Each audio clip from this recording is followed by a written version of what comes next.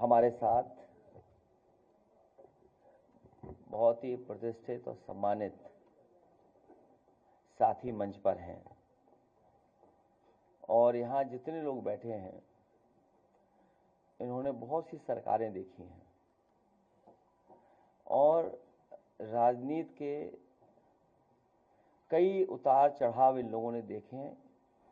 राजनीति और सरकार के इतिहास के बारे में यहाँ जितने लोग बैठे हैं सब जानते हैं। जिस समय ये प्रेस का बुलाना और आपसे मिलने का समय तय हुआ था, उस समय ये परिस्थितियां नहीं थी जो आज टीवी पर या रात में जो हुआ है। समाजवादी पार्टी ने पहले भी कहा और फिर मैं दोबारा कहता हूं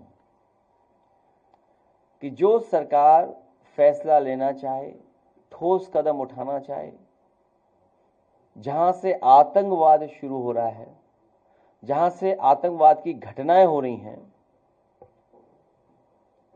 उन्हें खत्म करने के लिए और जड़ से समाप्त करने के लिए, आतंकवाद को जड़ से खत्म करने के लिए जो सरकार फैसला लेना चाहे, सरकार के साथ समाजवादी पार्टी है। जिस समय जड़ पे हमला होगा, ये जो टहनियां दिखाई दे रही हैं वो अपने आप सब समाप्त हो जाएंगी। और सीमा की सुरक्षा के लिए हमेशा सजग रहना पड़ेगा। सजग रहते हुए ही सीमा की सुरक्षा हो सकती है और कोई भी चूक की गुंजाइश नहीं हो सकती। हमारी सीमा की सुरक्षा को लेकर के, भारत की सुरक्षा को लेकर के कोई चूक कोई स्वीकार नहीं कर सकता है। हमें अपनी सेना पर, हमें अपनी आर्म फोर्सेस पर पूरा भरोसा है। यही फोर्स है जो सीमा पर हमारे देश की रक्षा कर रही है और उन्हीं की वजह से आज हम सुरक्षित हैं। आज हम इस हॉल में बैठ पा रहे हैं या हम सुरक्षित माहौल में रह पा रहे हैं। अभी ऑल पार्टी मीटिंग का होना फिर तय हुआ है। समाजवादी पार्टी के राष्ट्रीय प्रमुख महासचिव आदरणीय राम गोपाल यादव जी उस मीटिंग में रहेंगे। जो हमारी पार्टी से सुझाव होगा वो सुझाव जरूर हम लोग देंगे और सुझाव यहां तक देंगे क्योंकि कुछ लोग कहते थे कि अब नए तरह का युद्ध है, इसमें फौज की जरूरत नहीं पड़ेगी और उसका परिणाम यह हुआ था कि अग्निवीर जैसी व्यवस्था लागू हुई थी जो अस्थाई है, स्थायी नहीं है। जो अग्निवीर व्यवस्था है वो अस्थाई है और वही लोग अब परंपरागत तरीकों को क्यों अपना रहे हैं। इसलिए जो कुछ सुझाव होंगे हम लोग ऑल पार्टी मीटिंग में राष्ट्रीय प्रमुख महासचिव जी के माध्यम से भेज देंगे। लेकिन जहां हम लोग यहां बैठे हैं, हाथा नहीं भाता, इतने ही सब बातें आपको तक पहुंच गई हैं। पॉलिटिकल है वो फैसला, मोटिवेटेड है और क्योंकि आप विरोधी हैं, आपसे उन्हें पॉलिटिकल लगता है कि ये हमें पॉलिटिकली कमजोर कर सकते हैं, इसीलिए सब पॉलिटिकल कार्रवाई हो रही है। अगर निष्पक्ष कार्रवाई होती तो शायद हम यहां जितने लोग बैठे हैं प्रेस में नहीं बैठते, ना आपसे बातें कर रहे होते। उन्हें हाथा नहीं भाता, तिलक नहीं लुभाता।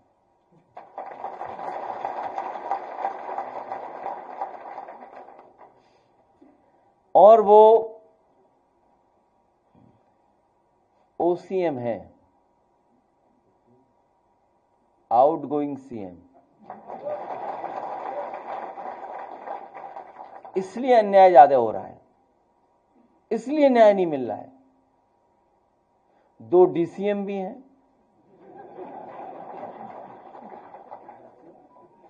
Deputy CM, 1 OCM, 2 DCM. मान लीजिए उपाध्याय जी का परिवार हमारे साथ यहाँ है, और ये सवाल पहली बार नहीं हम लोगों ने खड़ा किया। याद कीजिए वो समय, जिस समय हम लोग, आप लोग बात कर रहे थे, हमारे साथ ही बहुत सारे लोग कानपुर देहात पहुंचे थे। एक परिवार जिंदा जला दिया था। कहीं कोई सोच सकता है आज के समय पर कि ऐसी घटना हो जाए, बुलडोजर चले, झोपड़ी में आग लगे और जान चली जाए? जिंदा जला दिया। और जब उस परिवार का बेटा न्याय मांगने गया, उस सर्दी में कपड़े उतार करके उसको अपमानित किया, उसको पीटा गया, पुलिस के लोगों ने पीटा। ये जो हमारा परिवार बैठा है, हमारी पार्टी सबसे पहले पहुंची, और लोग भी पहुंचे, ऐसा नहीं है। हमारे लीडर ऑपोजिशन पहुंचे, कुछ तिवारी जी पहुंचे, और कोई परिवार ऐसा नहीं है जो समाजवादी था जो उनके घर परिवार नहीं पहुंचा। जो हम लोगों ने पढ़ा, जो जाना, वो यही था कि पुलिस पैसा मांग रही थी। ये पहली बार नहीं हो रहा, पुलिस पैसा मांग रही थी। मुझे याद है वो जौनपुर में उस समय टिकटॉक चलता था। एक बच्चे ने केवल टिकटॉक बनाया, पुलिस को नहीं पसंद आया, पुलिस ले गई। उसके पिताजी को बुलाया कि पैसे चाहिए, हमें इतने पैसे चाहिए, नहीं दोगे तो आपका बेटा नहीं छोड़ा जाएगा। इतना पीटा कि जान चली गई। ये कस्टोडियल डेथ सबसे ज्यादा हो रही है। यूपी नंबर 1 है कस्टोडियल डेथ में। ये कौन दे रहा है आजादी कस्टोडियल डेथ के लिए? किसके कारण ये हो रही कस्टोडियल डेथ? जब आप विधानसभा में बोल देंगे ठोक दो, और जब पुलिस से आप पॉलिटिकल काम लेंगे, आप अपने पॉलिटिकल राइवल्स को जेल भेजने के लिए काम लोगे। मान लीजिए अभी लीडर ऑपोजिशन ने कहा आदरणीय आजम खान साहब को जेल भेजा। हम बहुत सारे लोगों को जानते होंगे। हमारे दीक्षित जी बैठे हैं, जन्म की तारीख ठीक है, सर्टिफिकेट आपका नहीं ठीक है, इसी सीतापुर के रहने वाले हैं। उस जमाने में कंप्यूटर नहीं था। डेट ऑफ बर्थ कोई कहता था होली से पहले, कोई होली के बाद, कोई दिवाली से पहले, दिवाली के बाद पैदा हुआ, वही कहानियां बन जाती थी, वही तारीख बन जाती थी। और रमाकांत यादव, कितना पुराना मामला। इरफान विधायक, हालांकि प्रजापति भी जेल में है। अभी उसका परिवार, जब हमें राज्यसभा का चुनाव था उस समय मिले परिवार के लोग मुझसे आए, बोले कि हम बड़े संकट में हैं। मैंने कहा क्या हुआ? बोले मुख्यमंत्री जी ने हमें बुलाया और मुख्यमंत्री जी ने आश्वासन दिया है कि प्रजापति जी के सब मुकदमे वापस हो जाएंगे, केवल हमें वोट दे दो।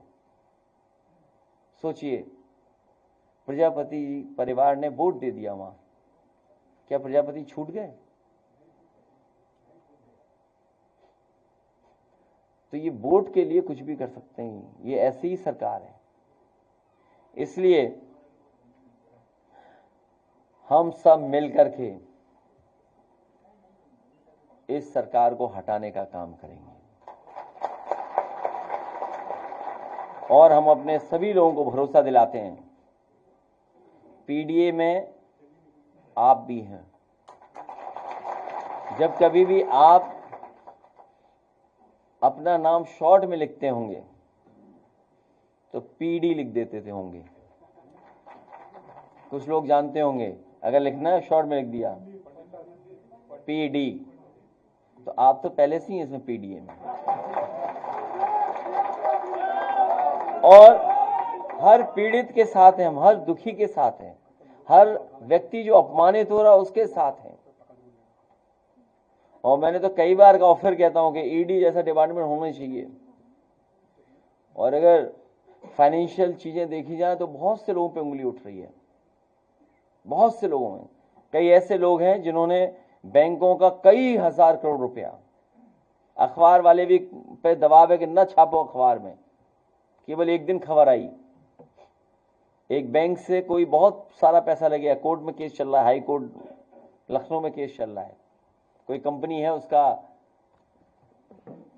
मामला है और बड़ा, हाँ ठीक बात है, मतलब देखिए ना कैसे फ्रॉडगिरी हो रही है।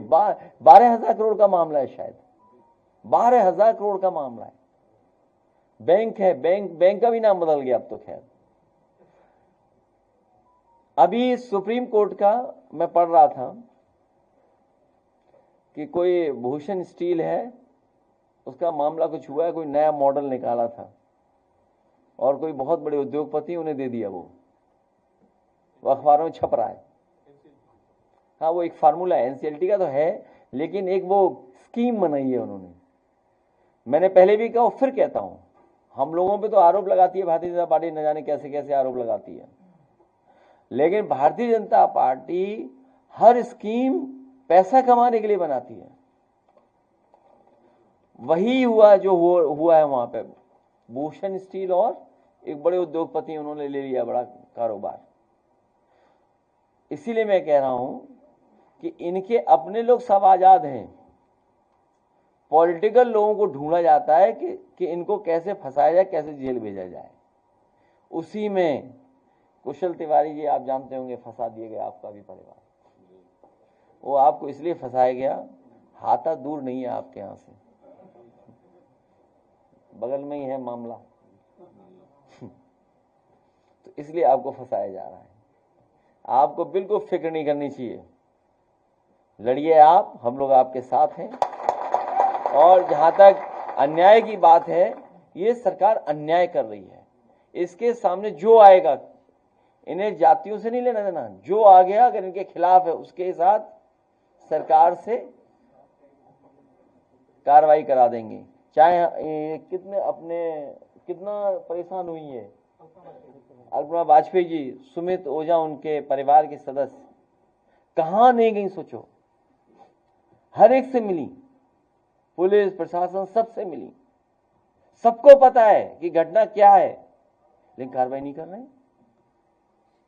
सोचिए आप, हर पीड़ित के साथ हम समाजवादी लोग हैं, हर पीडीए के लोग हर पीड़ित के साथ खड़े दिखाई देंगे।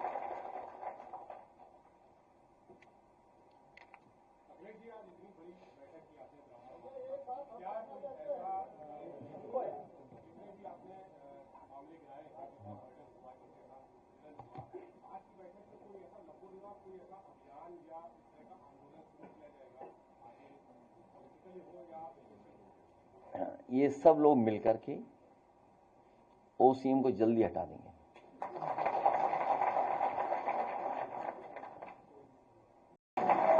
आप लोग भी चैनल बदल लेते हो, कई लोग उस चैनल में थे, फिर उस चैनल में थे, फिर उस चैनल में थे। आप भी तो चैनल बदल लेते हो अपने, पूछना क्या चाहते हो? हम पे बस सब भगवान हमारे हैं।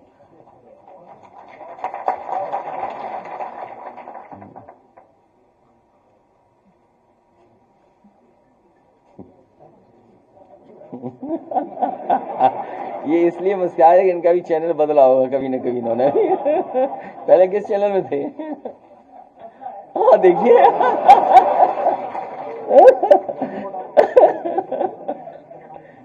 तो अभी तो क्योंकि दूसरी परिस्थितियां होंगी, हालांकि हम लोग प्रेस में और बातें न करें तो ठीक ही रहेगा, क्योंकि जिस तरह का माहौल है और सीमा पर जो हो रहा है, हमारी फौज लड़ रही है, इसलिए क्योंकि इस बात को हम यहीं समाप्त करेंगे तो अच्छा रहेगा। क्यों नहीं? जस्ट नहीं, देखिए ऐसा है, देखिए ये हालांकि हमें कोई ऐसी बात नहीं कहनी है, क्योंकि सब सुझाव हमें वहां देने हैं। ये बहुत सेंसिटिव इशू है। जब मैंने कहा कि जड़ पे हमला होना चाहिए, टहनियां अपने आप सूख जाएंगी। लड़ाई लंबी है और भारत को और मजबूती के साथ आतंकवाद का मुकाबला करना पड़ेगा, क्योंकि दुनिया आतंकवाद का मुकाबला कर रही है।